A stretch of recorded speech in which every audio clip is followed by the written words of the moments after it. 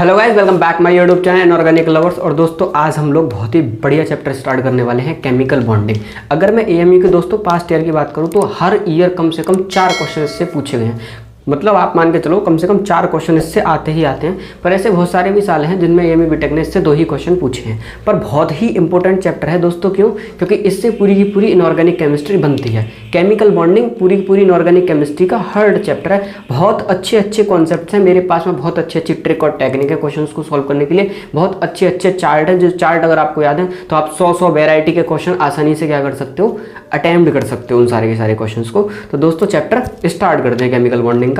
और इस चैप्टर में मैं आपको एएमयू के लास्ट 20 ईयर के सारे क्वेश्चन सॉल्व कराऊंगा। और सॉल्व कराने के साथ ही मैं आप लोगों को दिखाऊंगा, देखो एएमयू कुछ ही फिक्स टॉपिकों से केमिकल बॉन्डिंग के से क्वेश्चंस पूछ रहा है। वैसे केमिकल बॉन्डिंग में दोस्तों बहुत ही अच्छी वैरायटी के क्वेश्चन और भी बन सकते हैं, पर AMU BTech just fix variety के क्वेश्चनों से क्वेश्चन पूछ रहा है। मैग्नेटिक प्रॉपर्टीज से क्वेश्चन पूछ लेता है, पैरामैग्नेटिक है, डायमैग्नेटिक है, बॉन्ड ऑर्डर से पूछ लेता है, बॉन्ड लेंथ से पूछ लेता है, स्टेबिलिटी से पूछ लेता है, हाइब्रिडाइजेशन से पूछ लेता है। मतलब बहुत ही फिक्स 4-5 टॉपिक इसने पकड़ रखे हैं जिनसे ये क्वेश्चंस पूछता है। तो दोस्तों क्वेश्चंस करना स्टार्ट करते हैं। देखो सबसे पहला क्वेश्चन एएमयू बीटेक में पूछा गया, 2001 में पूछा ये क्वेश्चन। हम जो एएमयू बीटेक के जो पास्ट ईयर लगाएंगे वो 2001 से मेरे वाले पेपर तक 2020 तक के मैं सारे केमिकल बॉन्डिंग के आप लोगों को क्वेश्चन सॉल्व कराऊंगा। अब 2001 में क्वेश्चन पूछा गया दोस्तों हमसे, विच of the following is paramagnetic. इसने पूछा कि ये 4 ऑप्शन देके इनमें से कौन सा पैरामैग्नेटिक है। देखो दोस्तों आप लोगों के साथ में थोड़ा सा कॉन्सेप्ट शेयर करता हूं कि पैरामैग्नेटिक निकालने का तरीका क्या होता है। बहुत आसानी से आप पैरामैग्नेटिक कैसे निकाल सकते हो। तो देखो आप क्या करो, आपको टोटल नंबर ऑफ इलेक्ट्रॉन अगर आप लोगों के 8 से लेके 20 तक आ रहे हैं मॉलिक्यूल में, 8 से लेके कहाँ तक आ रहे हैं, 20 तक, 8, 9, 10, 11, 12, 13, 14, 15, 16, 17, 18, 19, 20। अगर 8 से लेके 20 तक अगर आपके टोटल नंबर ऑफ इलेक्ट्रॉन आ रहे हैं मॉलिक्यूल के, तो देखो दोस्तों ट्रिक है आपके बॉन्ड ऑर्डर की। और अगर आपको बॉन्ड ऑर्डर पता है तो ट्रिक है मैग्नेटिक प्रॉपर्टीज की। डायरेक्ट बताऊंगा मैं आप लोगों को ट्रिक। और ये बहुत सारे फिक्स क्वेश्चनों को करने में आपको ये चार्ट काम आएगा दोस्तों। तो इसे अपनी कॉपी पे नोट कर लेना। अगर टोटल नंबर ऑफ इलेक्ट्रॉन 8 हैं तो इसका मतलब उसका बॉन्ड ऑर्डर 0 है। हर बार 0.5 ऐड करते जाओ। 9 है तो 0.5, 10 है तो 1, 11 है तो 1.5। हर बार 8 से 0 से स्टार्ट करो, हर बार 0.5 ऐड करते जाओ। 12 पे लिखो 2.5, 13 पे लिखो 3 और 14 पर बॉन्ड ऑर्डर लिखो, क्या कहते हैं 13 पर लिखो आप कितना, 1.5 के बाद में आएगा 2 के बाद में आएगा आपका 2.5 और 14 पे आएगा आपका 3। अब देखो 3 से ज़्यादा बॉन्ड ऑर्डर हमारे सिलेबस में है नहीं। एक ही एक्सेप्शन है CO+, जिसका बॉन्ड ऑर्डर दोस्तों कितना निकल के आता है, 3.5। एक्सेप्शन है, जस्ट याद रखना, CO+ का बॉन्ड ऑर्डर कितना होता है, 3.5। अब 14 पे आगे 3 पे रुक जाओ। अब हर बार नीचे तक 0.5 घटाते जाओ, फिर दोबारा से 2.5, 2, 1.5, 1.5 और आपका क्या हो गया 0। देखो अगर आपके टोटल नंबर ऑफ इलेक्ट्रॉन 8 से लेके 20 तक है तो ये ट्रिक वैलिड है। अब दोस्तों यहीं पे साइड में लिख लेना, अगर आपके टोटल नंबर ऑफ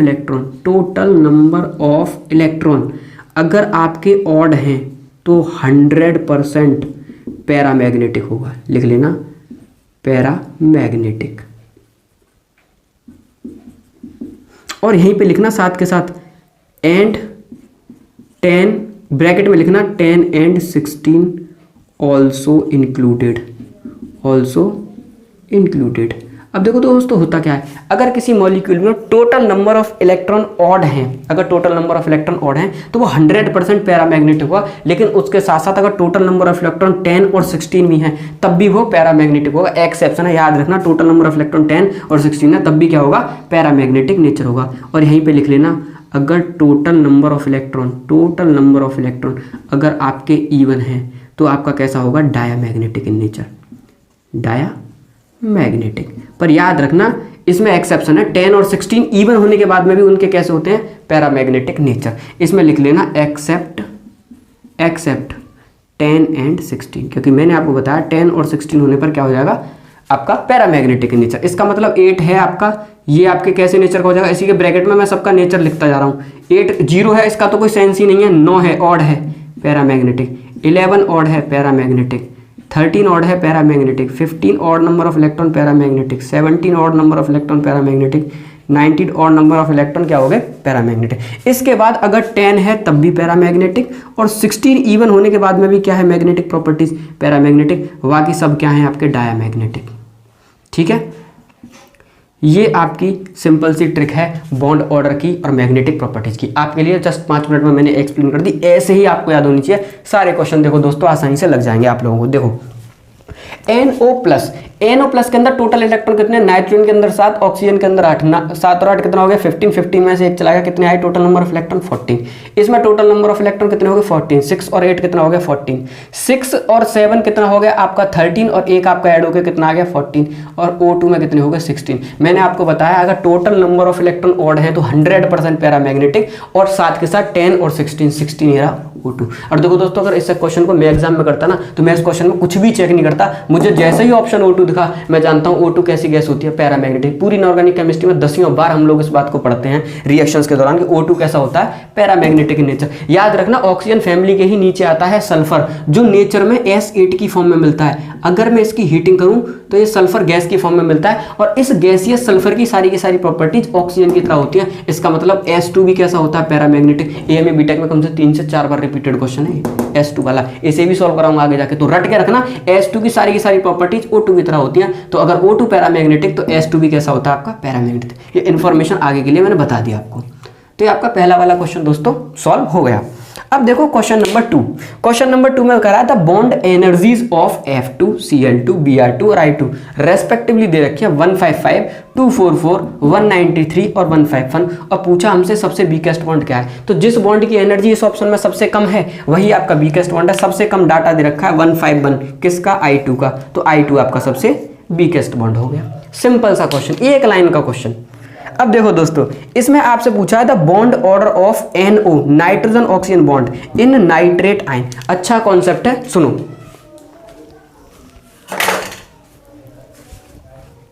बहुत अच्छा कॉन्सेप्ट है। मैंने आपको केमिकल बॉन्डिंग वन शॉट में थ्योरेटिकल लेक्चर दोस्तों प्रोवाइड नहीं कराया है, पर मैं यहाँ पर वो सारे कॉन्सेप्ट कवर करने की कोशिश कर रहा हूँ कि अगर आप लोगों ने पढ़े हैं तो जस्ट रफ रिवीजन के लिए आपको मेरे ये कॉन्सेप्ट्स काम आएंगे। अगर इसके बाद भी दोस्तों अगर आप लोगों को कोई दिक्कत होती है तो आप मुझे कमेंट सेक्शन में बता देना, मैं आपके लिए वन शॉट वीडियो शूट कर दूंगा केमिकल बॉन्डिंग की, ठीक है, जिसमें आप थ्योरेटिकल पोर्शन पढ़ लेना आसानी से, जहाँ से क्वेश्चन बनते हैं। अब देखो जब भी आपसे बॉन्ड ऑर्डर पूछा जाए, बॉन्ड ऑर्डर अगर वो मॉलिक्यूल डाई एटॉमिक नहीं है, नाइट्रेट आयन का मतलब क्या है दोस्तों NO3-, NO3- is what nitrate ion. अब इस नाइट्रेट आयन का मुझे क्या बताना है बॉन्ड ऑर्डर। तो जो भी मॉलिक्यूल डायटॉमिक नहीं है, डायटॉमिक क्या पॉलीएटॉमिक मॉलिक्यूल है, तो पॉलीएटॉमिक मॉलिक्यूल के केस में बॉन्ड ऑर्डर निकाला जाता है टोटल बॉन्ड ऑर्डर बराबर total number of bond form by central atom divide by total number of surrounding atom, total number of surrounding atom. इसको रट के रखना इस वाले फॉर्मूले को। अब देखो नाइट्रेट आयन की स्ट्रक्चर मुझे पता है N double bond O single bond O-। मैंने आपसे बता रखा है कि नाइट्रोजन हमेशा कैसा बॉन्ड बनाता है, केवल 3 कोवेलेंट बॉन्ड बना सकता है। इसका मतलब बचा कुचा लॉन पेयर्स ने ऑक्सीजन को क्या कर दिया होगा कोऑर्डिनेट। अब इसमें नाइट्रोजन कितने बॉन्ड बना रहा है 1 2 3 4, कितने बॉन्ड बना रहा है total number of bond central atom कितने बना रहा है 4, total number of surrounding atom 1 2 3, कितने हैं 3, बॉन्ड ऑर्डर क्या आ गया 1.333। आपका ऑप्शन नंबर सी, ठीक है, आपका ऑप्शन नंबर सी सही है। अब देखो दोस्तों आपका नेक्स्ट क्वेश्चन लिखा हुआ था what is a correct sequence of bond order, कि बॉन्ड ऑर्डर का करेक्ट सीक्वेंस क्या है। आपको O2+, O2- और O2 दे रखा है। बॉन्ड ऑर्डर और की ट्रिक तो मैंने आपको बहुत अच्छी तरह से करा रखी है। आप सबके टोटल नंबर ऑफ इलेक्ट्रॉन निकालो, O2 दे रखा है प्लस का, और आपको दे रखा है सिंपली O2, और आपको दे रखा है O2-। 8 2 16, 16 में से गया कितने इलेक्ट्रॉन है 15 इलेक्ट्रॉन, कितने इलेक्ट्रॉन है 16, कितने इलेक्ट्रॉन है 17। अब आप बताओ 14 पर मैंने बताया 14 पर बॉन्ड ऑर्डर कितना होता है 3, तो 15 पर बॉन्ड ऑर्डर कितना हो गया 2.5, और 16 पर बॉन्ड ऑर्डर कितना हो गया 2, और 17 पर बॉन्ड ऑर्डर कितना हो गया 1.5। अब आप लोग गौर से देखो इस क्वेश्चन में कितना आसान क्वेश्चन पूछ लिया। आपसे पूछा बॉन्ड ऑर्डर का ऑर्डर बताओ, तो आपको पता है सबसे ज्यादा O2+ का, देन O2 का, देन O2- का, सबसे ज्यादा O2+ का, देन O2 का, और देन O2- का, O2 प्लस O2 और then O2 minus is option number C is what correct. आप आसानी से चार्ट की हेल्प से सारे क्वेश्चन निकाल सकते हो। देखो बॉन्ड ऑर्डर अगर आपसे आ गया ना तो आप बहुत सारी चीज़ें और भी प्रिडिक्ट कर पाओगे। मैं आप लोगों को बताऊंगा स्टेबिलिटी वगैरह के भी क्वेश्चन पूछे जाते हैं। देखो ये पूछा जा रहा है नीचे मोस्ट स्टेबल, या आगे भी और बहुत सारे क्वेश्चन पूछे जाएंगे इससे रिलेटेड, वो मैं आपको बताऊंगा। ठीक है, आपका क्वेश्चन नंबर 4 भी सॉल्व हो गया और आप लोगों को बताऊंगा तो आप लोग शॉक्ड हो जाओगे। ये क्वेश्चन नंबर 4 एएमयू बीटेक में लगातार 2 बार पूछा गया। समझ रहे हो, same number of question AMU BTech में लगातार 2 साल पूछा गया। इसे 2002 में भी पूछा और इसे 2004 में भी पूछा। लगातार दोनों साल क्या हुआ, हर कंसेक्यूटिव ईयर्स में क्या करे जा रहे हैं, पूछे जा रहे हैं। ऑलमोस्ट बराबर से हर साल ये क्वेश्चन बन जाते हैं। अब देखो दोस्तों अगला क्वेश्चन क्या लिखा हुआ है। नेक्स्ट क्वेश्चन लिखा हुआ है विच बॉन्ड इज मोस्ट पोलर, कि कौन सा बॉन्ड ज्यादा पोलर है। अब कंपाउंड कौन से, FF, IF, CLF, BrCl, ये क्या है, ये सारे के सारे इंटर हेलोजन कंपाउंड है। देखो दोस्तों जब भी हम ब्लॉक केमिस्ट्री में पढ़ते हैं तो हम हेलोजन फैमिली की एक प्रॉपर्टीज पढ़ते हैं कि हेलोजन फैमिली में जो एलिमेंट्स होते हैं वो सारे के सारे इंटर हेलोजन कंपाउंड बनाते हैं, मतलब खुद के ही ग्रुप के एलिमेंटों से रिएक्शन कर करके कंपाउंड की क्या करते हैं, फॉर्मेशन। अब देखो जो कंपाउंड ज्यादा पोलर होगा, सिंपल सी बात है, जिन दो एटम से मिलकर वो कंपाउंड बन रहा है, अगर उन दोनों में इलेक्ट्रोनेगेटिविटी का डिफरेंस जितना ज्यादा होगा कंपाउंड उतना ज्यादा पोलर होगा। और मुझे पता है फ्लोरीन से लेके आयोडीन तक, फ्लोरीन और आयोडीन में सबसे ज्यादा क्या होगा, इलेक्ट्रोनेगेटिविटी का डिफरेंस। अगर ये ऑप्शन में है तो इससे ज्यादा पोलर और कौन सा हो सकता है, ऑप्शन नंबर दे रखा है बी। तो ये क्या हो गया आपका मोस्ट पोलर बॉन्ड हो गया। The following molecule is most stable, option में है H2, F2, O2 और N2। देखो मैंने सबको बनाया, H2 को बनाओ आप लोग, तो H2 को कैसे बनाएंगे हम लोग, H सिंगल बॉन्ड H। अगर हम लोग बनाना चाहें F2 को तो कैसे बनाएंगे, F सिंगल बॉन्ड F। अगर मैं बनाऊंगा O2 को तो क्या आएगा, O डबल बॉन्ड O। अगर मैं बनाऊंगा N2 को तो आएगा N ट्रिपल बॉन्ड N। अब देखो इसमें जो बॉन्ड ऑर्डर है वो दोस्तों 1 है, इसमें भी बॉन्ड ऑर्डर 1 है, इसमें बॉन्ड ऑर्डर 2 है और इसके अंदर बॉन्ड ऑर्डर 3 है। अब देखो मैं आपको बताता हूँ एक रिलेशन, आप हमेशा याद रखना जो मैं लिख रहा हूँ, bond order is directly proportional to bond dissociation energy. जिसका बॉन्ड ऑर्डर ज़्यादा उसकी बॉन्ड डिसोसिएशन एनर्जी ज़्यादा, जिसकी बॉन्ड डिसोसिएशन एनर्जी जितनी ज़्यादा उसकी स्टेबिलिटी भी उतनी ही ज़्यादा, और जिसकी बॉन्ड ऑर्डर जिसका जितना ज़्यादा उसकी बॉन्ड लेंथ उतनी ही कम। इसको रट लेना, बॉन्ड डिसोसिएशन एनर्जी बोल दो या बोल दो बॉन्ड एनर्जी सिंपली, ठीक है नहीं। इस रिलेशन वाले चार्ट को आप लोग याद रखना, सिर्फ बॉन्ड ऑर्डर पता है, मुझे पता है इसमें एक बॉन्ड है एक, इसमें दो एक है, इसमें भी एक, इसमें कितने हैं 2, इसमें कितने 3, मतलब जिसका बॉन्ड ऑर्डर ज्यादा उसकी स्टेबिलिटी ज्यादा। बॉन्ड ऑर्डर 3 किसका, इसका, तो नाइट्रोजन गैस क्या होगी सबसे ज्यादा स्टेबल। बहुत अच्छा चार्ट है, स्टार लगा लगा के जितने चार्ट लिखा रहा हूँ सबको याद करते जाओ। आसानी से इस वाले क्वेश्चन का हम लोग क्या कर देंगे, प्रिडिक्शन कर देंगे। चलो अब नेक्स्ट क्वेश्चन आपके आते हैं इधर से, क्वेश्चन नंबर 7। ये 6 क्वेश्चन थे आपके, इन सबको मिटाते हैं।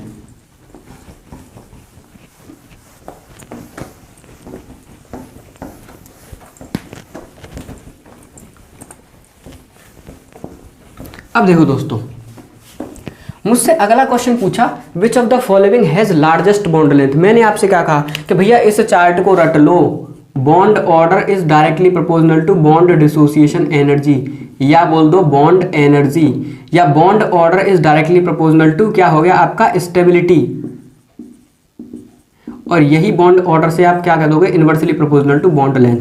अगर आपको मॉलिक्यूल का बॉन्ड ऑर्डर निकालना आता है तो आप बॉन्ड एनर्जी का ऑर्डर बता सकते हो, आप बॉन्ड डिसोसिएशन एनर्जी का ऑर्डर बता सकते हो, आप स्टेबिलिटी का ऑर्डर बता सकते हो, और आप बॉन्ड लेंथ का ऑर्डर बता सकते हो। मतलब जब भी आपसे क्वेश्चन इस टर्म में पूछा जाए आपका मेन फोकस बॉन्ड ऑर्डर पे आ जाना चाहिए। आपसे पूछा विच of the following has largest bond length, मतलब बॉन्ड लेंथ का क्वेश्चन है, निकालना क्या, बॉन्ड ऑर्डर। जब एक बार बॉन्ड ऑर्डर निकाल दिया तो बॉन्ड लेंथ निकालने में मुझे कोई दिक्कत नहीं है। और इन सबके बॉन्ड ऑर्डर निकालने में मुझे क्या दिक्कत है, कौन कौन से मॉलिक्यूल है, O2, देन आपका O2 प्लस, देन आपका O2 माइनस, और देन आपका O2 2 माइनस। इसके अंदर कितने इलेक्ट्रॉन हैं 16, इसके अंदर कितने इलेक्ट्रॉन हैं 15, इसके अंदर कितने हैं 17, इसके अंदर कितने हैं 18। मुझे पता है 14 पे कितना बॉन्ड ऑर्डर कितना होता है 3, तो 15 पर बॉन्ड ऑर्डर कितना हो जाएगा 2.5, और 16 पे कितना हो जाएगा 2, 17 पे कितना हो जाएगा 1.5, 18 पर कितना हो जाएगा 1। ये बॉन्ड ऑर्डर का ऑर्डर निकल आया उस चार्ट से जो मैंने आपको सबसे पहले क्वेश्चन में कराया है। अब देखो एक बार मुझे बॉन्ड ऑर्डर के ऑर्डर मिल गए तो क्या मैं बॉन्ड लेंथ नहीं बता सकता। जिसका बॉन्ड ऑर्डर जितना कम उसकी बॉन्ड लेंथ उतनी ही ज्यादा, क्योंकि बॉन्ड ऑर्डर और बॉन्ड लेंथ में कैसा रिलेशन है दोस्तों, इनवर्सली प्रोपोर्शनल टू है। जिसका बॉन्ड ऑर्डर सबसे कम उसकी बॉन्ड लेंथ सबसे ज्यादा। मुझसे पूछा है हैज लार्जेस्ट बॉन्ड लेंथ, तो बॉन्ड ऑर्डर सबसे कम, O2 माइनस का कितना आ रहा है 1, इसका मतलब इसकी बॉन्ड लेंथ क्या होगी दोस्तों सबसे ज़्यादा, ऑप्शन नंबर डी। ठीक है, छोटे छोटे क्वेश्चन जल्दी जल्दी करते जाओ इनको, सेम कॉन्सेप्ट जो रिपीट किए जा रहे हैं उनके कॉन्सेप्टों पे मतलब आप लोगों को फोकस रखना है बार बार। अब देखो दोस्तों यहाँ से क्वेश्चन आते हैं आपके हाइब्रिडाइजेशन के। अब मुझे नहीं पता आपको हाइब्रिडाइजेशन किस लेवल पे आती है, थोड़ा सा मैं एक्सप्लेन करता हूँ हाइब्रिडाइजेशन निकालते कैसे हैं। देखो किसी भी मॉलिक्यूल की हाइब्रिडाइजेशन स्ट्रक्चर बताने के लिए, शेप बताने के लिए हम सिंपली इसकी मैथमेटिकल कैलकुलेशंस का एक मॉडल बनाया, मैथमेटिकल मॉडल है, बस जस्ट आंसर बताने के लिए हमने इसमें एक टर्म डिफाइन करी। देखो दोस्तों हाइब्रिडाइजेशन पे थोड़ा सा लेक्चर मैं आप लोगों को देता हूँ, हाइब्रिडाइजेशन। अब देखो हाइब्रिडाइजेशन के लिए हमने क्या निकाला, हमने निकाला स्टेरिक नंबर, जस्ट अपनी तरफ से हमने कहा एक टर्म डिफाइन करी स्टेरिक नंबर और बोला ये स्टेरिक नंबर दोस्तों बराबर होता है number of sigma bond central atom form करे plus number of lone pair जितने सेंट्रल एटम के ऊपर हों, number of sigma bond plus number of lone pair, ये क्या होता है स्टेरिक नंबर। और इस स्टेरिक नंबर के बेसिस पर ही हमने हाइब्रिडाइजेशन बनाई और क्या बनाई दोस्तों, शेप बनाई। अब देखो मैं हल्का सा चार्ट बनाता हूं, आप लोग देखो क्या करने वाला हूं मैं। अब देखो आपका स्टेरिक नंबर कहाँ क्या क्या हो सकता है, आपका स्टेरिक नंबर 2 हो सकता है, स्टेरिक नंबर 3 हो सकता है, स्टेरिक नंबर 4 हो सकता है, स्टेरिक नंबर 5, स्टेरिक नंबर 6 और स्टेरिक नंबर 7, इतना ही है। ये आ गया आपका SN का मतलब स्टेरिक नंबर। एक बार स्टेरिक नंबर आ गया तो आप हाइब्रिडाइजेशन भी बता सकते हो, कोई दिक्कत वाली बात नहीं है। हाइब्रिडाइजेशन निकालने का तरीका, अगर स्टेरिक नंबर 2 है तो हाइब्रिडाइजेशन sp, 3 है तो आपकी sp2, 4 है स्टेरिक नंबर तो आपका sp3, अगर 5 है स्टेरिक नंबर तो sp3d, अगर 6 है तो आपका sp3d2 और 7 है तो आपका sp3d3। अब देखो मैं बच्चे को जब भी क्वेश्चन कराता हूँ क्लास के अंदर तो वो कहता है भैया आप मॉलिक्यूल की देखते ही शेप स्ट्रक्चर सब कुछ बता देते हो। तो देखो बताने का तरीका मैं कहाँ से बता देता हूँ, क्योंकि ये चार्ट मेरा बिल्कुल क्रिस्टल क्लियर रहता है हमेशा दिमाग में, इस चार्ट को आप लोग रट लो। अब ये तरीका है। अब स्टेरिक नंबर 2 है तो आप लोग ध्यान ना, शेप बताने में आपको कोई दिक्कत नहीं होगी अगर आपको ये पता है। ये 2 हैं तो ये हमेशा ऐसे अरेंज होंगे इस तरह से, ठीक है नहीं, और इसका नाम होता है दोस्तों लीनियर। अगर स्टेरिक नंबर 3 है तो देखो दोस्तों बॉन्ड कैसे बनता है, नाम क्या है इसका, लीनियर। तो अगर 3 है स्टेरिक नंबर तो रट के रखो ऐसे बनते हैं, और इसका नाम है ट्राइगोनल प्लेनर। 3 बॉन्ड है ऐसे अरेंज, मेरे दिमाग में रहता है 3 बॉन्ड है तो कैसे अरेंज होंगे, 4 बॉन्ड है तो मेरे दिमाग में पता होता है टेट्राहेड्रली अरेंज होंगे। सब बॉन्ड एंगल कितना होगा 109 डिग्री 28 मिनट का, और क्या होगी शेप का नाम होगा टेट्राहेड्रल। अगर स्टेरिक नंबर दोस्तों 5 है तो 5 कुछ इस तरह से अरेंज होते हैं, याद रखना। ये तीनों एक प्लेन में, और एक बॉन्ड प्लेन के बाहर और एक प्लेन के अंदर, तो उसे ऐसे बता रहा हूं मैं, और इस शेप का नाम है ट्राइगोनल बाइपिरामिडल।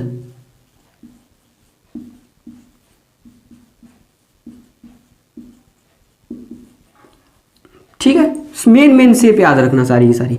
अगर स्टेरिक नंबर 6 है तो दोस्तों याद रखना कुछ ऐसे बनता है, 4 बॉन्ड एक प्लेन में, ये वाले, एक प्लेन के बाहर एक प्लेन के अंदर, उसे अप एंड डाउन दिखा रहा हूं, और इस स्ट्रक्चर का नाम होता है स्क्वायर बाइपिरामिडल, या इसी का दूसरा नाम होता है दोस्तों ऑक्टाहेड्रल। ठीक है, अब आपका आखिरी स्टेरिक नंबर बचा दोस्तों, वो बचा स्टेरिक नंबर 7। और स्टेरिक नंबर 7 को अरेंज करने का तरीका मुझे पता है कैसे, 1 2 बॉन्ड ऐसे, एक बॉन्ड थोड़ा सा ऐसे, फिर ऐसे, फिर ऐसे, ये 5 बॉन्ड बना लो दोस्तों एक ही प्लेन में, और एक बॉन्ड प्लेन के बाहर, एक बॉन्ड प्लेन के अंदर। इस स्ट्रक्चर का नाम है पेंटागोनल बाइपिरामिडल, पेंटागोनल बाइपिरामिडल। इन्हीं 2-4 कॉन्सेप्टों से क्वेश्चन पूछे जा रहे हैं, इसलिए मैं आपको इस चीज को डिटेल में बता रहा हूं। अब देखो दोस्तों मेन स्ट्रक्चर मुझे इस तरह से याद होती है। अब इसमें जैसे जैसे लोन पेयर आते जाते हैं, अब देखो स्टेरिक नंबर 3 ऐसा थोड़ा ना होगा हमेशा तीनों के तीनों सिग्मा बॉन्ड हो, एक भी लोन पेयर हो, ये तो सारे के सारे मैंने मेन सिग्मा बॉन्ड की स्ट्रक्चर बनाई है कि जो स्टेरिक नंबर 7 है इसका मॉलिक्यूल सातों के सातों सिग्मा बॉन्ड बना रहा है, पर ऐसा जरूरी नहीं है। देखो दोस्तों लोन पेयर अफेक्ट करता है, लोन पेयर क्या करता है, अफेक्ट। अब मैं तुम्हें एक एक करके यहाँ पे बताता जा रहा हूँ लोन पेयर कैसे कैसे करके अफेक्ट करेगा। देखो स्टेरिक नंबर 2 में आ जाओ। स्टेरिक नंबर 2 में दोस्तों क्या क्या पॉसिबिलिटी है, स्टेरिक नंबर 2 में पॉसिबिलिटी है आप लोगों की कि स्टेरिक नंबर 2 में हो सकता है दोनों के दोनों सिग्मा बॉन्ड हो और 0 लोन पेयर हो, तब भी तो स्टेरिक नंबर 2 बनेगा। 2 और 0 मिला के स्टेरिक नंबर कितना हो गया? 2। यह हो सकता है एक सिग्मा हो और एक क्या हो आपका लोन पेयर। देखो जब भी मेन स्ट्रक्चर में लोन पेयर आता है तो लोन पेयर लगाओ और जिस बॉन्ड पे लोन पेयर है उसे दबा दो। पहले भी लीनियर था, ये अब भी लीनियर है। इस केसेस में भी इसकी शेप क्या थी? लीनियर। इस केसेस में भी इसकी शेप क्या आ गई? लीनियर। 2 में कोई चेंज नहीं आया, पर देखो 3 से कैसा चेंज आता है। अब 3 है, इसकी क्या क्या पॉसिबिलिटी हो सकती है दोस्तों? देखो इस 3 वाले की पॉसिबिलिटी हो सकती है आपकी कि तीनों के तीनों सिग्मा बॉन्ड हो, 0 लोन पेयर, या हो सकता है 2 सिग्मा बॉन्ड हो, 1 लोन पेयर हो। स्टेरिक नंबर 3 की पॉसिबिलिटी लिख रहा हूं, या हो सकता है 1 सिग्मा बॉन्ड हो और आपके क्या हो 2 लोन पेयर। अब देखो दोस्तों, जब मेन तीनों के तीनों सिग्मा बॉन्ड है, एक भी लोन पेयर नहीं है, तो स्ट्रक्चर डायरेक्ट पता है ट्राइगोनल प्लेनर। जब 1 लोन पेयर आएगा तो 1 लोन पेयर लगाओ और जैसे ही लोन पेयर लगा उस बॉन्ड को दबा दो, उसको भूल जाओ। बच्चे कुछ 2 बॉन्ड कैसी शेप बना रहे हैं? वी शेप बना रहे हैं, तो इसकी शेप हो गई वी शेप। सबसे आसान तरीका। एक और लोन पेयर आ गया, अगर 1 सिग्मा है और 2 लोन पेयर है, इसका मतलब दोनों को दबा दो, सिंपली एक लाइन दिखाई दे रही है, इसका मतलब अब शेप हो गई लीनियर। ऐसा ही कुछ सिलसिला दोस्तों स्टेरिक नंबर 4 के केस में भी होगा। 4 में भी तो ऐसा हो सकता है कि 4 सिग्मा हो और 0 लोन पेयर, या हो सकता है 3 सिग्मा हो 1 लोन पेयर, या हो सकता है 2 सिग्मा हो 2 लोन पेयर, या हो सकता है आपका 1 सिग्मा हो और 3 लोन पेयर हो। अगर पहली कंडीशन है चारों के चारों सिग्मा 1 भी लोन पेयर नहीं, तो आपकी मेन स्ट्रक्चर है क्या है? टेट्राहेड्रल। अगर 3 सिग्मा है और 1 लोन पेयर, इसका मतलब 1 लोन पेयर आया। अब इस बॉन्ड को दबा दो, बची कुची स्ट्रक्चर का नाम है दोस्तों पिरामिडल। अगर आपके 2 आ गए तो बची कुछ स्ट्रक्चर आपको देखो, दोनों बॉन्डों को दबा दो, क्या बचा? Simply B shape. और आपके तीनों पे आ गए तो 3 बॉन्ड चले गए, सिंपली 1 बॉन्ड बचा, आपकी स्ट्रक्चर क्या हो गई? लीनियर। बहुत अच्छी अच्छी बातें बताऊंगा मैं आप लोगों को, ठीक है। अब देखो जब आपका स्टेरिक नंबर आया दोस्तों 5, जब आपका क्या आया? स्टेरिक नंबर 5, ठीक है। देखो अब जब आपका स्टेरिक नंबर 5 है तो आपकी मेन क्या क्या फॉर्म हो सकती हैं? इसमें हो सकता है स्टेरिक नंबर 5 में कि आपके 5 के 5 सिग्मा बॉन्ड हो और 0 क्या हो आपका? Lone pair. 0 क्या निकल के आया आपका? Lone pair. या ऐसा हो सकता है आपके 4 सिग्मा बॉन्ड हो, आपका हो 1 लोन पेयर। या ऐसा हो सकता है आपके 3 सिग्मा बॉन्ड हो और आपके 2 क्या हो? Lone pair. या ऐसा हो सकता है आपके 2 सिग्मा बॉन्ड हो और 3 क्या हो आपके लोन पेयर। इससे ज्यादा नहीं हो सकते। जब भी स्टेरिक नंबर 5 आता है दोस्तों, इस पोजीशन को बोलते हैं, इन तीनों पोजीशन को इक्वेटोरियल, और जो अप एंड डाउन है उसको बोलते हैं हम एक्सियल। जब भी स्टेरिक नंबर 5 है, लोन पेयर हमेशा इक्वेटोरियल पे आता है, तो 1 आ जाएगा, 2 आ जाएंगे, 3 से ज्यादा इक्वेटोरियल है नहीं, तो 3 से ज्यादा लोन पेयर आएंगे नहीं। जब एक भी लोन पेयर नहीं है, पांचों के पांचों दोस्तों सिग्मा बॉन्ड हैं, तो स्ट्रक्चर मेनली है ट्राइगोनल बाई पिरामिडल। अब जब एक लोन पेयर आया तो मैंने आपको क्या बताया? लोन पेयर हमेशा कहाँ आता है? एक्सियल, इक्वेटोरियल पे। केवल एक ही केसेस है स्टेरिक नंबर 5 जिसमें लोन पेयर कहाँ आता है? इक्वेटोरियल पे। अदरवाइज हमेशा लोन पेयर कहाँ आता है? एक्सियल पोजीशन पे। इक्वेटोरियल पे आया तो इस बॉन्ड को दबा दो। बची कुछ स्ट्रक्चर का दोस्तों नाम है सीशॉ। रट के रखना, बस यही आपको थोड़ा सा याद रखना पड़ेगा, सीशॉ। बाकी सब दिखता है इसके अंदर। एक लोन पेयर आया, एक और लोन पेयर आया, अब दोनों बॉन्डों को दबा दूं तो देखो गौर से मुझे स्ट्रक्चर दिख रही है टी शेप, अपने आप दिखती है, क्या आएगी? T shape.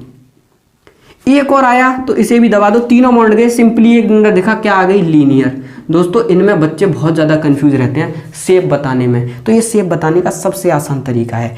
आप स्क्वायर बाई पिरामिडल में लोन पेयर कहाँ आएगा दोस्तों? यहाँ। इसके केवल 2 ही केसेस बन सकते हैं स्टेरिक नंबर 6 के। हो सकता है 6 के 6 सिग्मा बॉन्ड हो, 0 लोन पेयर हो, या हो सकता है 5 सिग्मा बॉन्ड हो, 1 लोन पेयर हो, या हो सकता है 4 सिग्मा बॉन्ड हो या 2 लोन पेयर हो। 2 से ज्यादा लोन पेयर नहीं आते, क्योंकि लोन पेयर हमेशा कहाँ आते हैं? एक्सियल, और एक्सियल कितनी है? 2, तो 2 ही आएंगे।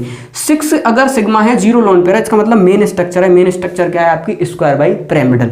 अगर 1 लोन पेयर आया और 5 सिग्मा है तो 1 लोन पेयर लगा दो, बची कुची स्ट्रक्चर को आप लोग डायरेक्ट कहो स्क्वायर पिरामिडल। अब बाई पिरामिडल नहीं बचा, 1 चला गया तो क्या बचा? पिरामिडल आपका। ठीक है दोस्तों, तो स्टेरिक नंबर 6 में आपका क्या होगा? अगर 1 लोन पेयर आया तो आपका, अगर एक भी लोन पेयर नहीं है तो सिंपली मेन स्ट्रक्चर है स्क्वायर बाई पिरामिडल। अगर 1 लोन पेयर आया तो आपकी स्ट्रक्चर क्या होगी? Square pyramidal, SP, square pyramidal. अगर 2 लोन पेयर आए तो कुछ नहीं है, ये भी चला गया, ये सिंपली बचा स्क्वायर प्लेनर, स्क्वायर प्लेनर। ठीक है, सिंपली बचा स्क्वायर प्लेनर। और स्टेरिक नंबर अगर 7 है तो डायरेक्ट है pentagonal bi pyramidal. Lone pair आएगा तो केवल 2 पोजीशन पे, एक्सियल पे। ऊपर वाले पे आया तब भी नाम है डिस्ट्रॉयड ऑक्टाहेड्रल, और नीचे आया तब भी नाम है डिस्ट्रॉयड ऑक्टाहेड्रल, या सिंपली पेंटागोनल। अब आपका ये पूरा का पूरा चार्ट था हाइब्रिडाइजेशन का। ये इसलिए बता रहा हूँ दोस्तों क्योंकि मेनली इन्हीं 2-3 प्रॉपर्टीज से क्वेश्चन लगातार पूछ रहा है, तो इन चीज़ों को थोड़ा सा डिटेल में आप लोगों को एक्सप्लेन करने की कोशिश कर रहा हूँ। अगर आपको ये चार्ट इस तरह से क्लियर है जैसे मुझे क्लियर है, तो स्ट्रक्चर का सवाल आपसे जिंदगी में गलत नहीं होगा, ना ही आपसे हाइब्रिडाइजेशन का क्वेश्चन गलत होगा। ठीक है, अब देखो क्वेश्चन करके दिखाता हूँ मैं तुम लोगों को पहले।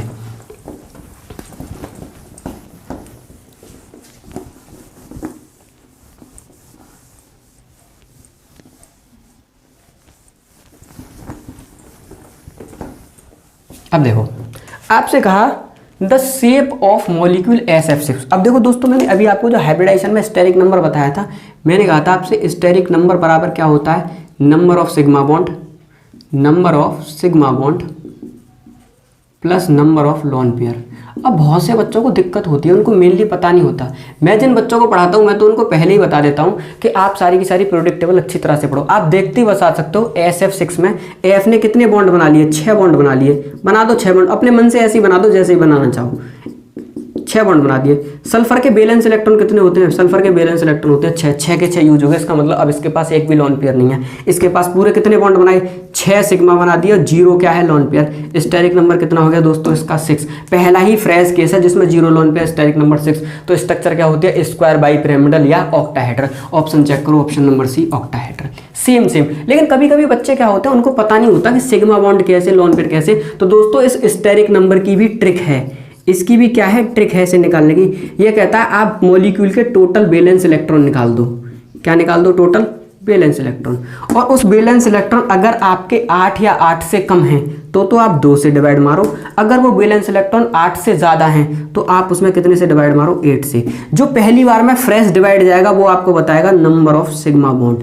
और जो रिमाइंडर बचेगा आप लोगों का, उसमें आप फर्दर 2 से डिवाइड मारो, ये आपको इंफॉर्मेशन देगा नंबर ऑफ लोन पेयर की। ये जस्ट एक मैथमेटिकल मॉडल है इन चीज़ों को निकालने का। इससे भी आप आसानी से क्या कर सकते हो, निकाल सकते हो। दिखाऊं तुम्हें ऊपर वाले में, देखो इन सबके वैलेंस इलेक्ट्रॉन निकालो। सल्फर के वैलेंस इलेक्ट्रॉन कितने हैं SF6 में, मुझे नहीं पता स्टेरिक नंबर कितना है, तो देखो निकालने का तरीका, सल्फर के बैलेंस इलेक्ट्रॉन कितने होते हैं 6, फ्लोरीन के बैलेंस इलेक्ट्रॉन कितने होते हैं 7, और कितनी फ्लोरीन अवेलेबल है 6, तो 7 42 कितना हो गया 42। डिवाइड बाई, इनको ऐड करो, टोटल बैलेंस इलेक्ट्रॉन को ऐड करो, कितने आ रहे हैं 48, कितने से ज़्यादा 8 से ज़्यादा है, तो क्या किससे डिवाइड करना पड़ेगा 8 से, कितना आ रहा है 48 डिवाइड बाई 8, 8 6 48, कितना आ गया steric number 6। Freshly direct divide करके जो आया वो क्या है, क्या कोई भी लोन, क्या भी रिमाइंडर बचा, नहीं बचा, इसका मतलब कोई लोन पेयर नहीं है, स्टेरिक नंबर 6। ये भी दोस्तों एक ट्रिक है इस क्वेश्चन को करने की, स्टेरिक नंबर निकालने की। बाकी मैं तो इसका यूज बहुत ही कम करता हूँ, मुझे तो डायरेक्ट पता रहता है किस एटम के पास में कितने बैलेंस इलेक्ट्रॉन है, कितने उसने पार्टिसिपेट कर दिया, कितने बच गए, तो मुझसे मुझे आइडिया हो जाता है उसके पास में कितने लोन पेयर अवेलेबल है। ठीक है दोस्तों, चलो जल्दी जल्दी क्वेश्चंस को करो। पहला क्वेश्चन हो गया आपका स्ट्रक्चर से रिलेटेड। दूसरा आपसे कहा है कि इनमें से कौन सा फ्लोराइड है जिसकी स्ट्रक्चर डिस्ट्रॉयड ऑक्टाहेड्रल है। मैं सबको बना देता हूं। मुझे पता है जिनोन के पास में ऑक्टेट कंप्लीट होता है, बैलेंस इलेक्ट्रॉन होते हैं 8। अब जितने जितने बॉन्ड में पार्टिसिपेट करेंगे, जितने जितने बच जाएंगे मैं लिखता जाऊंगा। जिनोन F2 की स्ट्रक्चर बनाई मैंने, तो मैंने देखा जिनोन ने कितने बॉन्ड बना लिए, 2 बॉन्ड बना लिए, 2 इलेक्ट्रॉन यूज कर लिए किसमें, सिग्मा बॉन्ड में, बचे कितने 6, 6 का मतलब कितने लोन पेयर बचे 3, ऐसे ही लिख लो। इसका मतलब इसका स्टेरिक नंबर दोस्तों कितना हो गया, इसके स्टेरिक नंबर हुआ 2 सिग्मा बॉन्ड और 3 लोन पेयर मिला के कितना हो गया 5। अब एक बताओ, 2 सिग्मा बॉन्ड और 3 लोन पेयर, मैंने आपको बताया था 5 स्टेरिक नंबर पे स्ट्रक्चर कुछ ऐसी होती है, ट्राइगोनल बाइपिरामिडल के टाइप की मेन होती। तो अब 3 लोन पेयर का मतलब 1 लोन पेयर यहाँ आया, 1 यहाँ आया, 1 यहाँ आया, तीनों चले गए, स्ट्रक्चर क्या बची, लीनियर। और हमसे क्या पूछा, डिस्ट्रॉयड ऑक्टाहेड्रल, तो पहला ऑप्शन नहीं है। दूसरा ऑप्शन आओ आप जिनोन फ्लोराइड, टेट्राफ्लोराइड। तो अब इसमें क्या होगा, जिनोन के कितने बॉन्ड बना दो, 4 बना दो अपने मन से। मुझे पता है 4 यूज कर लिए तो 4 ही इलेक्ट्रॉन और बचे, इसका मतलब 2 लोन पेयर बचे। इसका स्टेरिक नंबर कितना हो गया दोस्तों, अगेन 6 पर, अगेन 6 में इस बार 4 सिग्मा है और 2 क्या है लोन पेयर। स्टेरिक नंबर 6 की मैंने आपको बता रखा है शेप क्या होती है, अगर मेन से स्ट्रक्चर है तो होती है स्क्वायर बाइपिरामिडल। 2 लोन पेयर है तो एक यहाँ पे आएगा, एक यहाँ पे आएगा, दोनों चलेंगे तो क्या बची, स्क्वायर प्लेनर। क्या बची, स्क्वायर प्लेनर, सीधा सीधा। इसका मतलब इसकी शेप क्या है, स्क्वायर प्लेनर। इसकी शेप क्या है, लीनियर। मुझसे पूछा डिस्ट्रॉयड ऑक्टाहेड्रल किसकी, अगला आ जाओ जिनोन F6। अब देखो इसमें बनाओ जिनोन, F बना दो 6, 6F का मतलब कितने सिग्मा बॉन्ड बना दिए, 6 सिग्मा बॉन्ड बना दिए इसने, 6 इलेक्ट्रॉन शेयर कर लिए, बचा 1 इलेक्ट्रॉन, तो वो क्या हो गया लोन पेयर। अब इसका स्टेरिक नंबर कितना है दोस्तों 7, 6 सिग्मा बॉन्ड और 1 लोन पेयर मिला के 7, पर 7 का कॉम्बिनेशन क्या है 6 सिग्मा और 1 क्या है आपका लोन पेयर। मैंने आपको अभी भी बताया था कि अगर आपके 6 सिग्मा बॉन्ड और 1 लोन पेयर हो, सबसे पहले स्टेरिक नंबर 7 में स्ट्रक्चर कैसी होती है, पेंटागोनल बाइपिरामिडल, कुछ ऐसी, ये 5 बॉन्ड एक प्लेन में, इसके बाद एक प्लेन के ऊपर एक प्लेन। मैंने क्या कहा, जैसे ही इसमें एक भी लोन पेयर आ गया, इस स्ट्रक्चर का नाम है डिस्ट्रॉयड ऑक्टाहेड्रल। यही पूछा था डिस्ट्रॉयड ऑक्टाहेड्रल। ऑप्शन नंबर आपका कौन सा हो गया, XeF6। IeF7 में तो I के वैलेंस इलेक्ट्रॉन कितने होते हैं 7, और 7 ही फ्लोरीन इसके साथ में अटैच्ड है दोस्तों, सबसे आखिरी ऑप्शन। अब सातों के सातों अगर अटैच्ड हैं, एक बात बताओ मुझे, तो इसमें क्या है, इसके टोटल सिग्मा बॉन्ड कितने हो गए, 7 सिग्मा बॉन्ड हो गए, तो इसका स्टेरिक नंबर 7, स्टेरिक नंबर 7 का पेंटागोनल बाइपिरामिडल, सही है नहीं, पेंटागोनल बाइपिरामिडल। लेकिन क्या मुझसे क्या पूछा, डिस्ट्रॉयड ऑक्टाहेड्रल। मैं शेप के क्वेश्चन इस तरह से करता हूँ आसानी से, तो ऑप्शन नंबर सी आपका क्या हो गया, सही हो गया। देखो दोस्तों, इससे जो अगला वाला क्वेश्चन है वो है आपका मॉलिक्यूलर ऑर्बिटल थ्योरी का, ठीक है।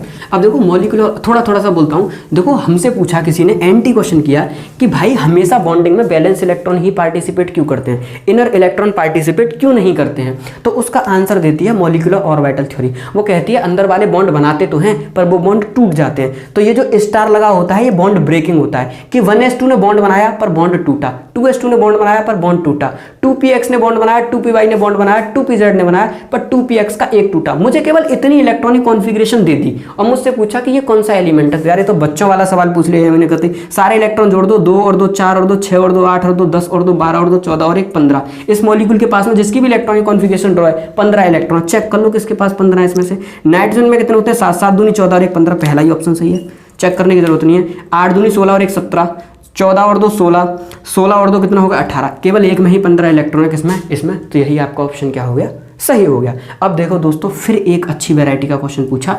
इसने पूछा कि relatively Lewis acidic character of boron trihalide. देखो एसिड बेस की दुनिया में अब तक 3 थ्योरीज आई हैं। सबसे पहली थ्योरी दी आर्हेनियस ने, दूसरी दी ब्रॉन्स्टेड ने, तीसरी दी लुईस ने। तो उससे पूछा है लुईज एसिड करेक्टर का ऑर्डर बताओ। देखो सबसे पहले जो आर्हेनियस ने दी थी उसने कहा था वो कंपाउंड जो H+ डोनेट करते हैं वो एसिड होते हैं, जो OH- डोनेट करते हैं वो आपके क्या होते हैं, बेस होते हैं। फिर आया ब्रॉन्स्टेड, उसने कहा जो H+ डोनेट करते हैं वो एसिड होते हैं, और जो H+ एक्सेप्ट करते हैं वो बेस होते हैं।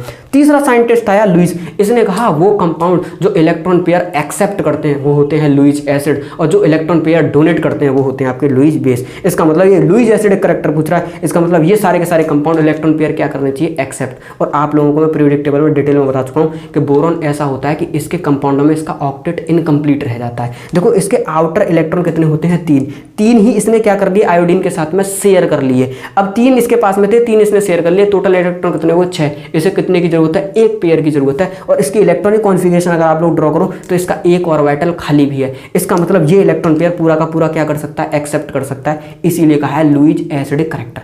ये तो थी सारी की सारी नॉलेज की बात। लेकिन अगर मैं बच्चे से कहूँ कि आपका एग्जाम में क्वेश्चन केवल चुटकियों में लग जाए, इस वैरायटी के सारे क्वेश्चन अच्छी तरह से सॉल्व हुए हैं दोस्तों, इस चार्ट को याद रखना। ये जो चार्ट मैं आप लोगों के साथ डिस्कस करने जा रहा हूं इसे याद रखना। फैजान रूल से निकाला गया है ये चार्ट कि कोवेलेंट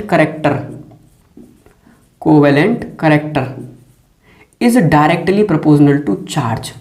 किसी मॉलिक्यूल पर जितना चार्ज होगा कोवेलेंट करेक्टर उसका उतना ही ज्यादा होगा।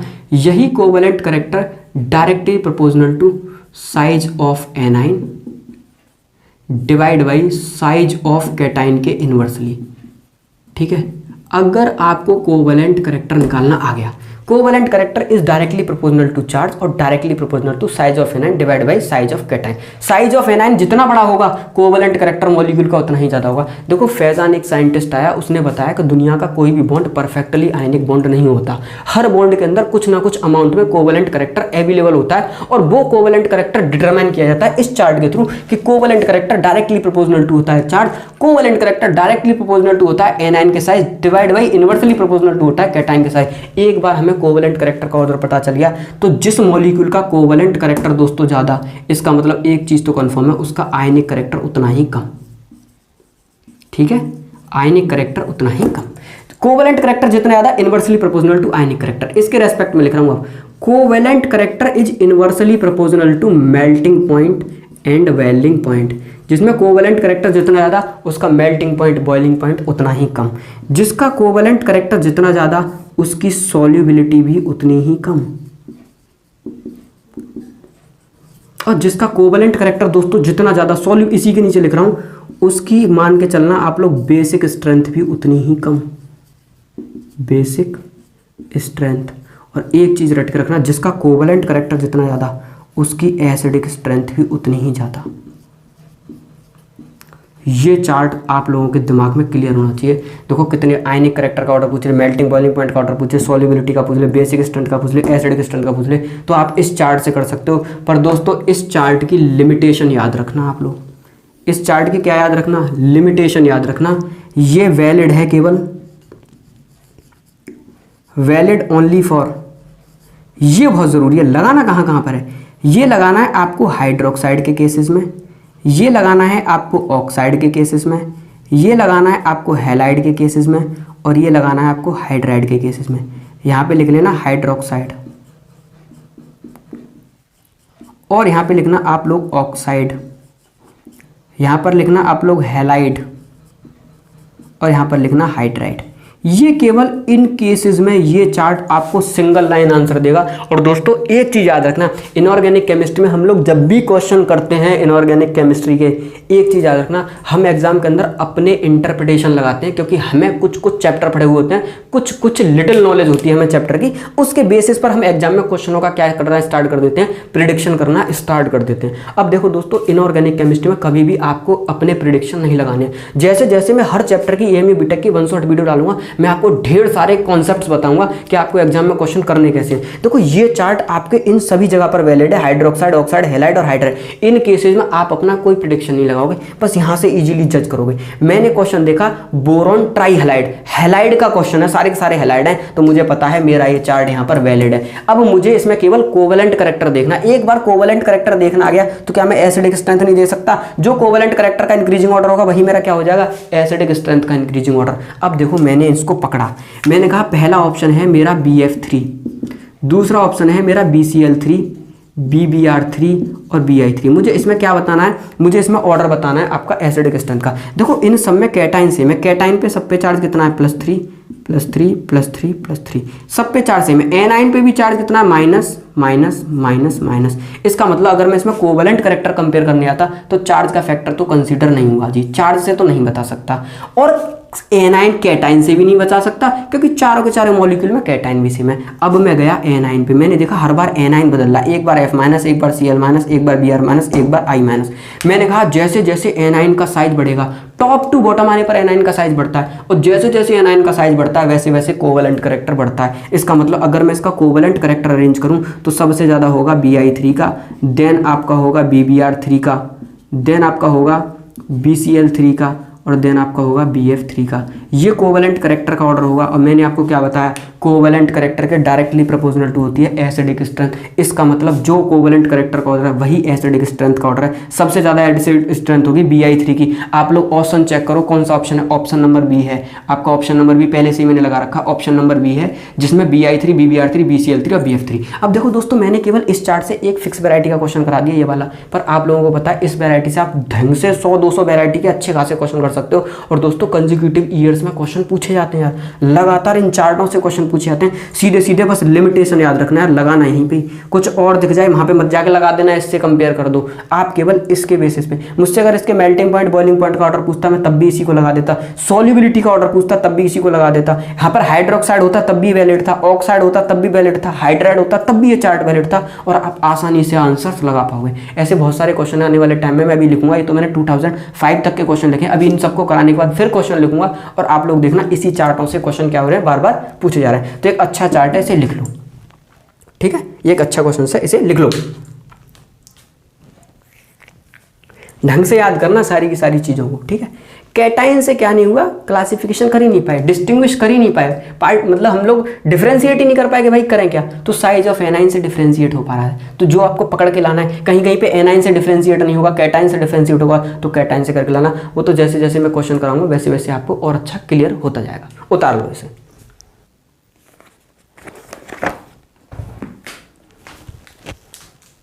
ठीक है दोस्तों, इसे मिटाता हूं मैं। अब देखो आपसे क्वेश्चन पूछा गया एएमयू बीटेक में कि इनमें से कौन से मॉलिक्यूल की पेंटागोनल बाइपिरामिडल शेप होगी। देखो दोस्तों, जिस बच्चे को अच्छे से नॉलेज है उसे पता है इसका स्टेरिक नंबर 5 है। 5 पे तो पेंटागोनल बाइपिरामिडल किस पे होती है, फ्रेश स्टेरिक नंबर 7 होना चाहिए, जिसके अंदर 7 सिग्मा बॉन्ड हो और 0 लोन पेयर हो। अब 7 सिग्मा किसके अंदर है, ना तो 5 बन रहे हैं इसके अंदर, 6 बन रहे हैं इसके अंदर, 6 फ्रेश बन रहे हैं इसके अंदर। इसका मतलब ये तीनों तो ऑप्शन है ही नहीं। इसका मतलब बचा कुछ ऑप्शन डी। जिस बच्चे को कोऑर्डिनेशन कंपाउंड भी नहीं आता होगा ना, वो भी आसानी से बता देगा। ये कह देगा ये तो 5 है स्टेरिक नंबर, कभी पेंटागोनल बाइपिरामिडल नहीं हो सकता। पेंटागोनल बाइपिरामिडल कहाँ पे होता है, स्टेरिक नंबर 7 पे, जिसमें 7 सिग्मा बॉन्ड हो और 0 क्या हो आप लोगों के, लोन पेयर। तो आप लोग आसानी से बता सकते हो ऑप्शन नंबर डी, एक लाइन का सवाल। अब देखो दोस्तों, और क्वेश्चन लिखता हूं मैं इसके, बहुत अच्छे अच्छे क्वेश्चन पूछे गए हैं पास्ट ईयर में। चलिए दोस्तों, और क्वेश्चनों को सॉल्व करते हैं हम लोग। अब देखो, नेक्स्ट क्वेश्चन पूछा गया, which of the following di halide will be most stable. इसने क्या किया, हैलाइड का क्वेश्चन दे दिया और पूछा कौन सा हैलाइड मोस्ट स्टेबल है। देखो दोस्तों, मैं आपको करने का तरीका बताता हूं। ये सारे के सारे है सिलिकॉन, गैलियम, लेड और आपका टिन के हैलाइड दे रखे हैं। किसके, ग्रुप 14 के हैलाइड दे रखे हैं। मैं आपको एक चीज़ बहुत अच्छी बताता हूँ, मैं पीरियोडिक टेबल में भी इस चीज़ को डिस्कस कर चुका हूँ आप लोगों के साथ में। देखो, सबसे पहले आप ग्रुप 14 लिखो। एक चीज़ बताता हूँ आप लोगों को, कैसी गीत सुनाऊं प्रभु, ये इसका कोड है। अब देखो, अगर आप कार्बन का एटॉमिक नंबर लिखो तो एटॉमिक नंबर 6 है। इसके ग्राउंड स्टेट में जो ऑक्सीडेशन निकल के आती है वो आती है +2 और एक्साइटेड स्टेट में निकल के आती है +4। अब ये बात मैं कैसे कह रहा हूँ +2 और +4, उस चीज़ को आपको समझाता हूँ कि अगर आप इसकी इलेक्ट्रॉनिक कॉन्फ़िगरेशन लिखो कार्बन की, तो देखो इलेक्ट्रॉनिक कॉन्फ़िगरेशन आती है 1s2 2s2 2p2। मतलब इसके पास में 2 सिग्मा बॉन्ड बनाने की कैपेबिलिटी है ग्राउंड स्टेट में, 2 हाफ फिल्ड ऑर्बिटल्स अवेलेबल है इसके पास में। अब होता क्या है कि ये कार्बन जो है बहुत ही रेयर केस है कि अपनी कोवेलेंसी 2 शो करे। ये एक्साइट इलेक्ट्रॉन होकर किस में चला जाता है, पी में, यहाँ पर भी 1 आ गया और इस एस में भी क्या आ गया, 1। अब कोवेलेंसी कितनी हो गई, 4।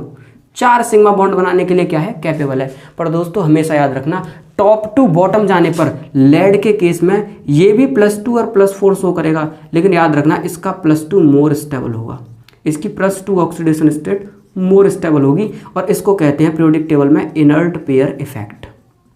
इस चीज़ को बोलते हैं इनर्ट पेयर इफेक्ट। आप लोग रट के रखना, किसी भी ग्रुप के सबसे एंड वाले एलिमेंट पर ये इफेक्ट क्या होता है, एप्लीकेबल होता है। और होता क्या है कि ये अपनी ग्राउंड स्टेट में 2 4 2 4 यहाँ से लेके यहाँ तक, आप ले लो यहाँ तक, सारे के सारे +4 मोर स्टेबल।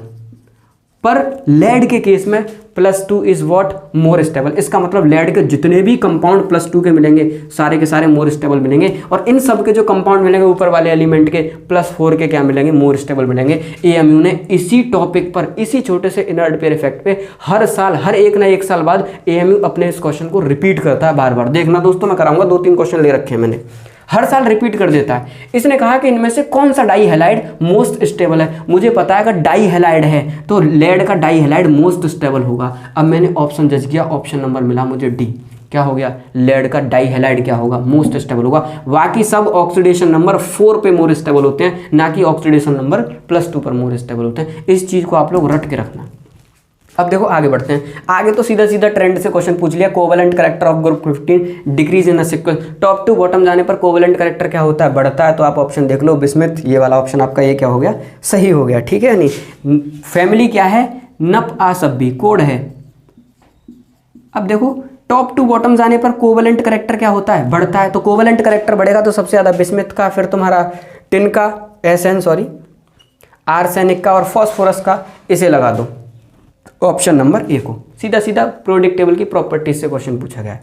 अब देखो नेक्स्ट क्वेश्चन फिर दोबारा रिपीट कर दिया, electronic configuration, molecular orbital theory से इलेक्ट्रॉनिक कॉन्फ़िगरेशन लिखी और पूछ लिया किस एलिमेंट को रिप्रेजेंट कर रही है। सबसे सिंपल है, आप सारे इलेक्ट्रॉन जोड़ दो, 2 और 2 4 और 2 6 और 2 8 और 2 10 और 2 12 और 2 14 और 15 16, टोटल इलेक्ट्रॉन कितने निकल के आ रहे हैं, 16। अब जो भी ऑप्शन दे रखा है, जिस एलिमेंट के पास में 16 इलेक्ट्रॉन हो वही सही है।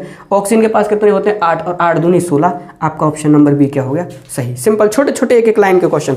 अगला क्वेश्चन फिर एक लाइन का पूछा गया, सोडियम क्लोराइड। देखो दोस्तों क्या पूछा गया, sodium chloride molecule are held together by, कि सोडियम क्लोराइड मॉलिक्यूल किसके थ्रू जुड़ा होता है। आपको पता है कि NaCl क्या है भाई, NaCl के अंदर आयनिक बॉन्डिंग होती है, और आयनिक बॉन्डिंग क्या है, कूलाम का फोर्स ऑफ अट्रैक्शन है। ऑप्शन पढ़ा, पहला कह रहा है इलेक्ट्रॉन से, कभी नहीं होता। आयनिक बॉन्ड है, हमेशा किससे बनता है, इलेक्ट्रॉन के कंप्लीट डोनेशन से बनता है, शेयरिंग से नहीं बनता। तो पहला ऑप्शन गलत हो गया। दूसरा कूलाम्बिक फोर्स, बिल्कुल सही है। जितने भी इलेक्ट्रोस्टैटिक फोर्स ऑफ अट्रैक्शन होते हैं सब कूलाम्बिक फोर्स होते हैं, इन्हीं को तो कहते हैं इलेक्ट्रोस्टैटिक फोर्स ऑफ अट्रैक्शन को कूलाम्बिक फोर्स।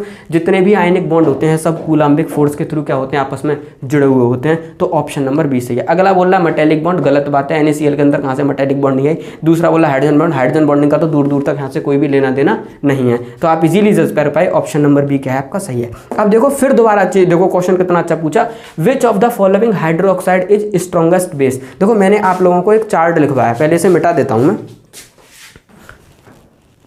मैंने आप लोगों को एक चार्ट पढ़ाया था और मैंने कहा था हर 1-2 साल बाद आपको इस चार्ट से क्वेश्चन देखने को मिल जाएगा। ठीक है, ऊपर वाले जो जो क्वेश्चन हो गए उन सबको मिटाता हूं मैं।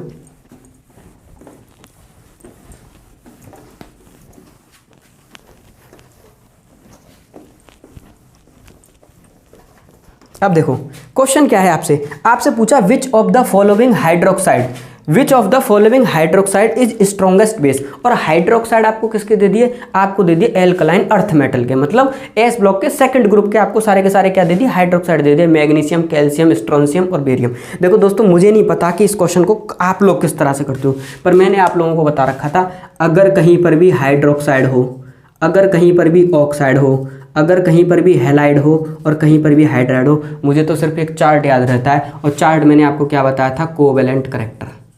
क्या बताया था, कोवेलेंट करेक्टर, कि भैया covalent character directly proportional to charge और directly proportional to size of anion divide by size of an cation. ठीक है, अब देखो ये चार्ट मेरा हमेशा काम करता है, मैं आपको पहले पढ़ा चुका हूँ। अगर जिसका कोवेलेंट करेक्टर ज़्यादा, मैं आप लोगों को बता चुका था कोवेलेंट करेक्टर के इन्वर्सली प्रोपोर्शनल टू होती है बेसिक स्ट्रेंथ।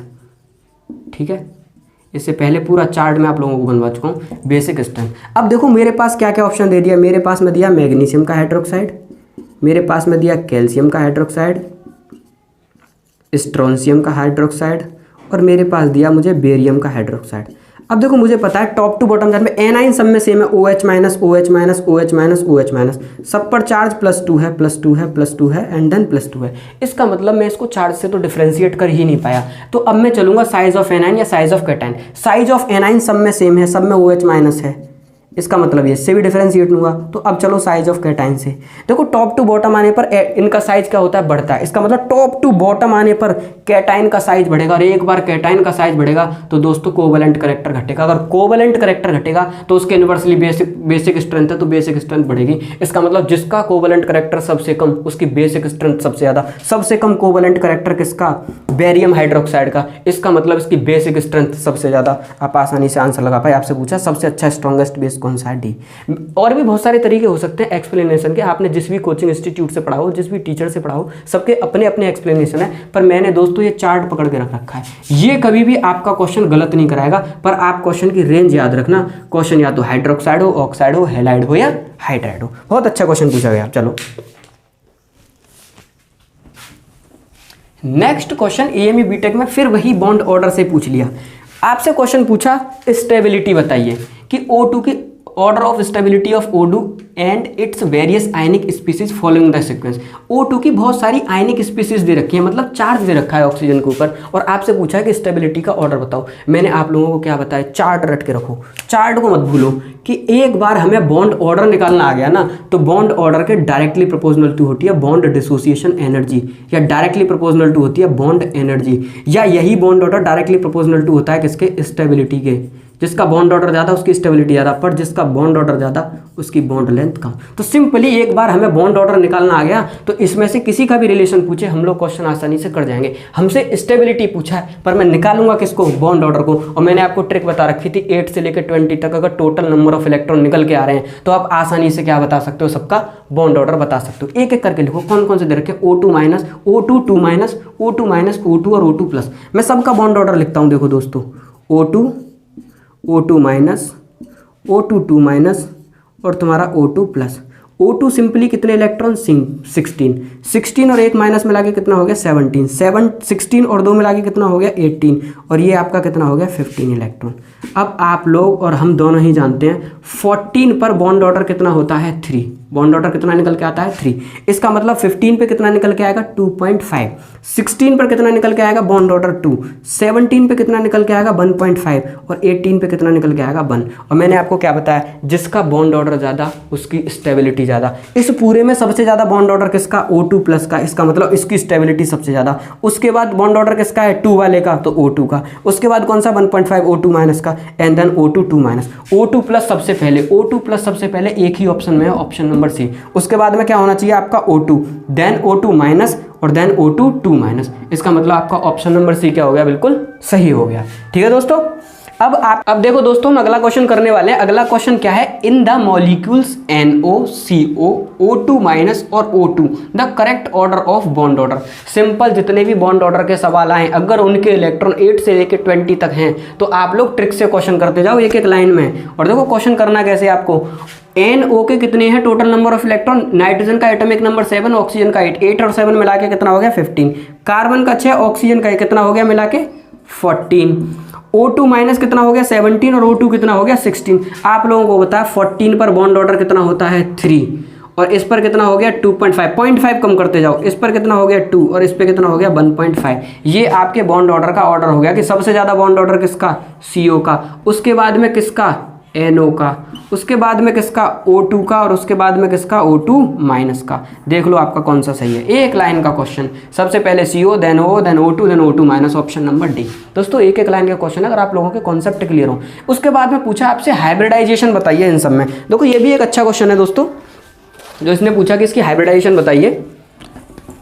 अब मैं तो हाइब्रिडाइजेशन का क्वेश्चन दोस्तों उस तरीके से करता नहीं कभी भी, और ना ही कभी अपने बच्चों को सिखाता कि आप लोग इस तरह से हाइब्रिडाइजेशन के क्वेश्चन करिए कि बैलेंस इलेक्ट्रॉन निकालिए, फिर 2 और 8 से डिवाइड मारिए, फिर स्टेरिक नंबर देखिए वगैरह वगैरह।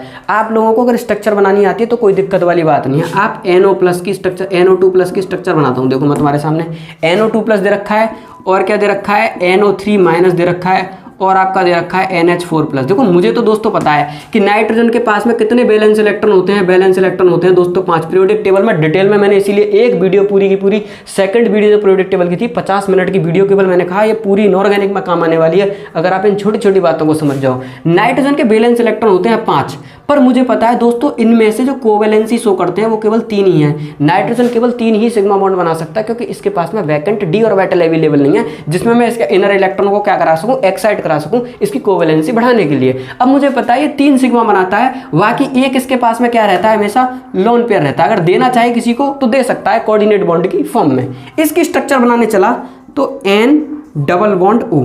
अब मुझे पता है ये केवल एक ही सिंगल बॉन्ड बना सकता है। O2 के ऊपर क्या लगा हुआ है प्लस, एक और बॉन्ड इसने इसके साथ में बना दिया, इस वाले ऑक्सीजन के साथ में ये, और इसके पास में एक इलेक्ट्रॉन रह जाता, उस पर क्या लग गया प्लस। अब देखो दोस्तों बहुत सारे बच्चों को इस बात में कंफ्यूजन होती है कि भैया कर क्या रहे, ये कभी भी डबल बॉन्ड नहीं है, ये बॉन्ड है आपका कोऑर्डिनेट बॉन्ड।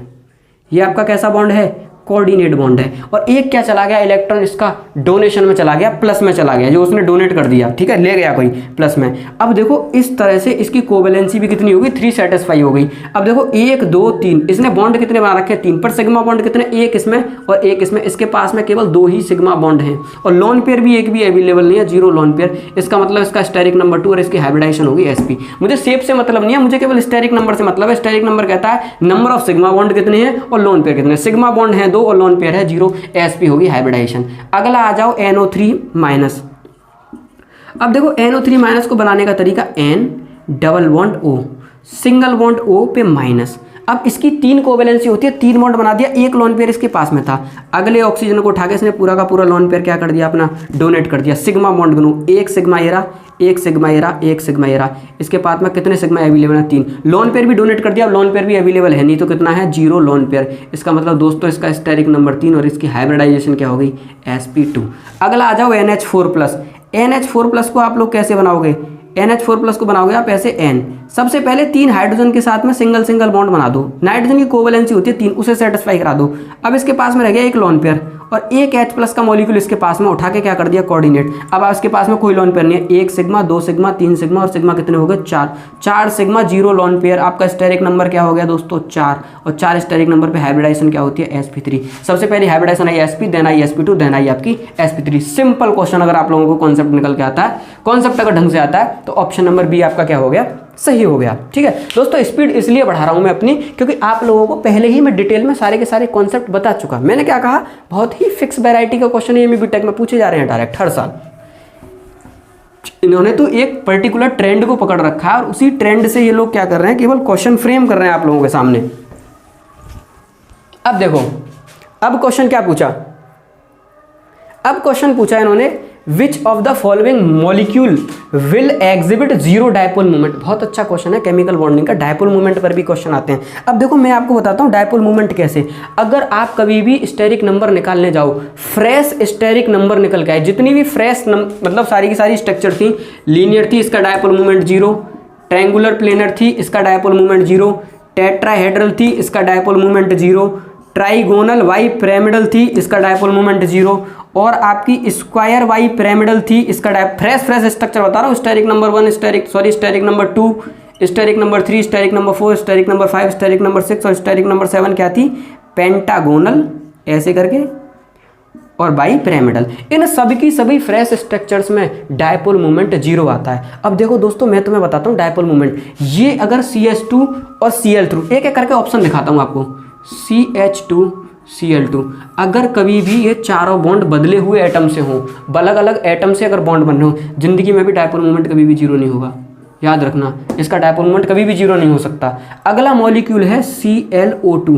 ClO2 को अगर आप बनाओगे C डबल बॉन्ड O और डबल बॉन्ड O, और दोस्तों क्लोरीन ने 4 इलेक्ट्रॉन अपने शेयर कर लिए और क्लोरीन के आउटर मोस्ट ऑर्बिटल में 7 इलेक्ट्रॉन होते हैं। इसका मतलब एक पूरा का पूरा लोन पेयर और एक और हाफ फिल्ड इलेक्ट्रॉन। अगर लोन पेयर मॉलिक्यूल के पास में अवेलेबल है तो दोस्तों 99% वो मॉलिक्यूल आपका क्या होगा, पोलर होगा।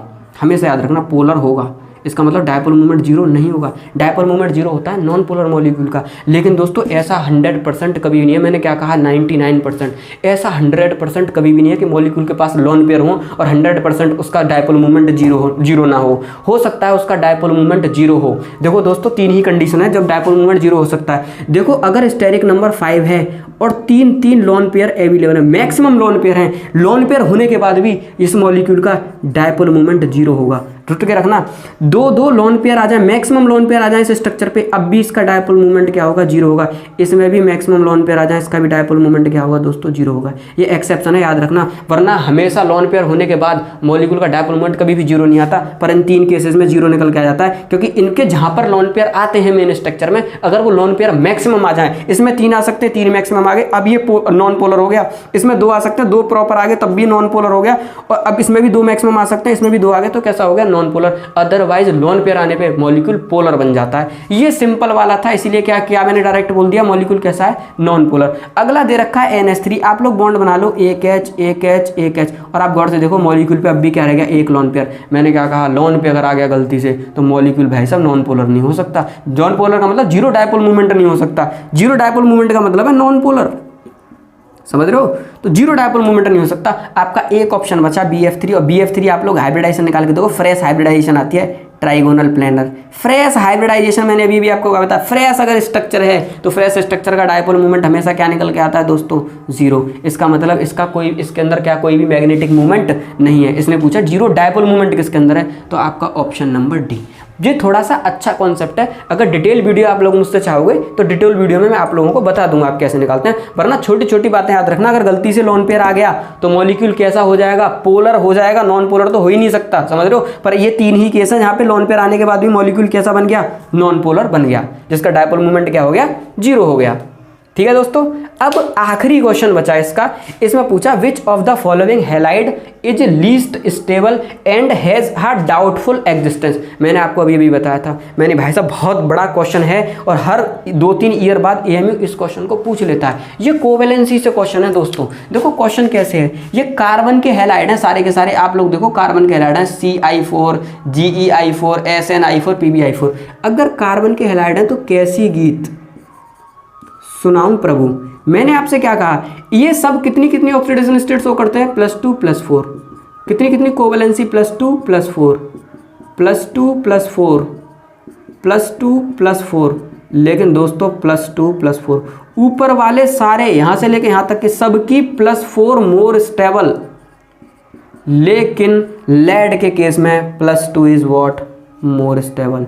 इसका मतलब अगर आपने कहीं गलती से लेड का +4 का कंपाउंड देख लिया तो आप समझ जाना, डाउट में आ जाना, ये एग्जिस्ट नहीं करेगा। एएमयू ने डायरेक्ट पूछा डाउटफुल टू एग्जिस्टेंस, ऐसा कौन सा लीस्ट स्टेबल, स्टेबल ही नहीं है, स्टेबल नहीं है मतलब ये बनेगा ही नहीं।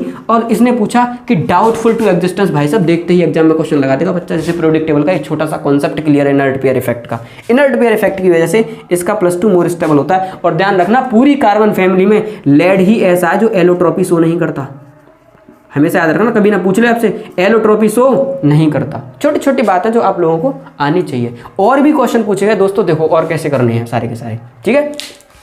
सारे क्वेश्चनों का मेरा मतलब मानना यह है कि यार आप ज़्यादा से ज़्यादा इस टाइम पर प्रैक्टिस करो क्वेश्चंस की। और मैं देखो फिर भी ऐड कर रहा हूँ इन PYQs में वो कॉन्सेप्ट डिलीवर करने की आप लोगों को कोशिश कर रहा हूँ, जो आप लोग अभी भी अगर आपने ये चार्ट वगैरह सब याद कर लिया, अभी भी कुछ बना बिगड़ा नहीं है, बहुत ज़्यादा टाइम है, अभी 15-16 दिन का टाइम है MEB टेक में।